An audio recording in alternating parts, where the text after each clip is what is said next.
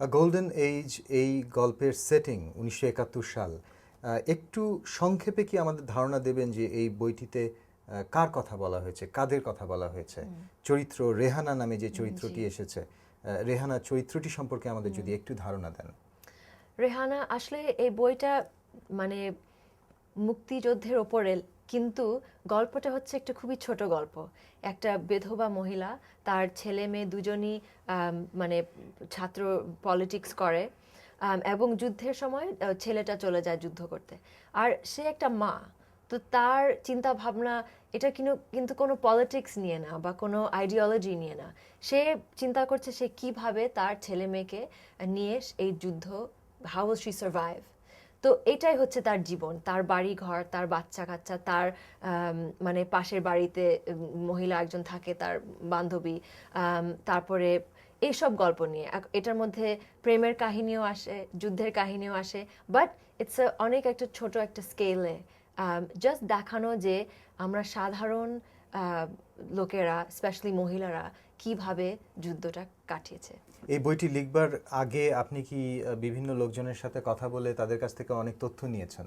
জি, absolutely. বিভিন্ন লোকজন, মহিলা, পুরুষ, যারা যুদ্ধ করেছেন, যারা গেরিলা, যারা সেক্টর 2-তে ঢাকায় অপারেশন করেছেন, তাদের সাথে অনেক আলাপ করেছি, স্পেশালি বিকজ বইটা মোস্টলি ঢাকায় বেসড। যারা রেফিউজি ক্যাম্পে কাজ করতেন, তাদের সাথে অনেক অনেক ঘন্টার পর ঘন্টা অনেক কথা, ইন্টারভিউ, তাদের লেখা। অনেকে তো তাদের স্মৃতিগুলো লিখে রাখেন একটা জার্নাল, বা বোধহয় ভাবেন যে কোনো সময় ভবিষ্যতে আমি এটাও পাবলিশ করব, ওগুলো আমি পড়েছি, মেমোয়ার।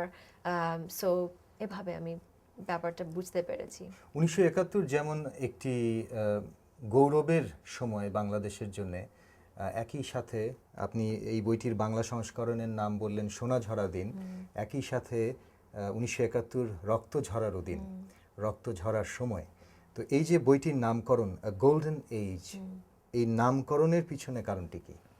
আসলে আপনি তো বুঝতে পারেন, আমরা মিডিয়াতে বাংলাদেশের সম্বন্ধে শুধু নেগেটিভ গল্প পড়ি, যে আমরা আমাদের পলিটিক্স নিয়ে কিছু করতে পারছি না, বা আমাদের আবহাওয়া ইজ এগেনস্ট আস, আমাদের সাইক্লোন, ফ্লাড।